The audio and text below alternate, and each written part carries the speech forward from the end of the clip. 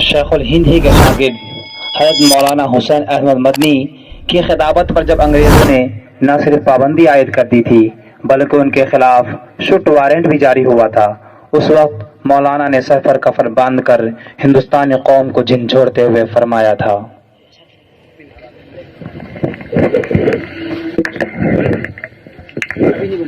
الحمد للہ وکفی وسلام علی عباده الذین اصطفی، اما بعد۔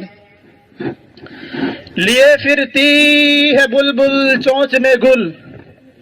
لیے پھرتی ہے بلبل چونچ میں گل، شہید ناز کی تربت کہاں ہے؟ نعرہ تکبیر، نعرہ تکبیر، اللہ اکبر، انقلاب زندہ باد، انقلاب زندہ باد، انقلاب زندہ باد، انگریز دیش چھوڑو، انگریز دیش چھوڑو، انگریز دیش چھوڑو، انقلاب زندہ باد۔ اے میری قوم کے درد مند انسانوں، اے غلامی کی زنجیر میں کراہنے والے جیالوں، آج میں تمہارے سامنے کھڑا ہوں لیکن میرا وجود خاموش ہے۔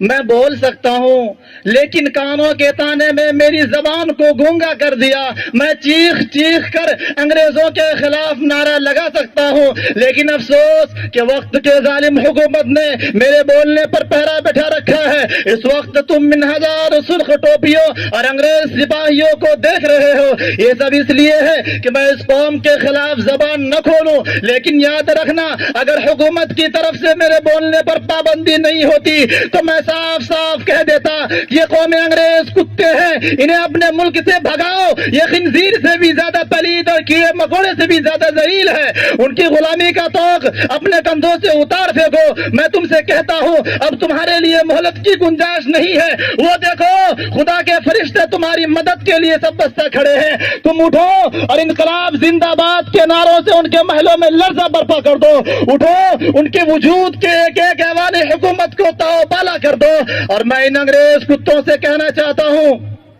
کہ کھلونا سمجھ کر نہ برباد کرنا، کھلونا سمجھ کر نہ برباد کرنا کہ ہم بھی کسی کے بنائے ہوئے ہیں۔ فرنگی کے محلوں میں، فرنگی کے فوجوں میں حرمت کے فتوے، فرنگی کے فوجوں میں حرمت کے فتوے سرے دار چڑھ کر بھی گائے ہوئے ہیں۔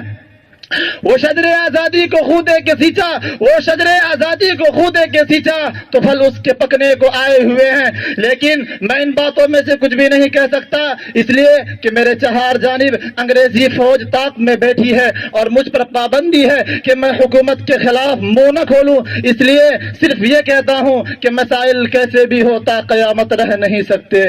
مسائل کیسے بھی ہوتا قیامت رہ نہیں سکتے، یہ ظالم ظلم کی بن کر علامت رہ نہیں سکتے، جن کا یہ عزم و ارادہ اور پلاننگ ہے کہ وہ ہم کو چین سے جینے نہیں دیں گے، وہ جان لے کہ خود بھی سلامت رہ نہیں سکتے۔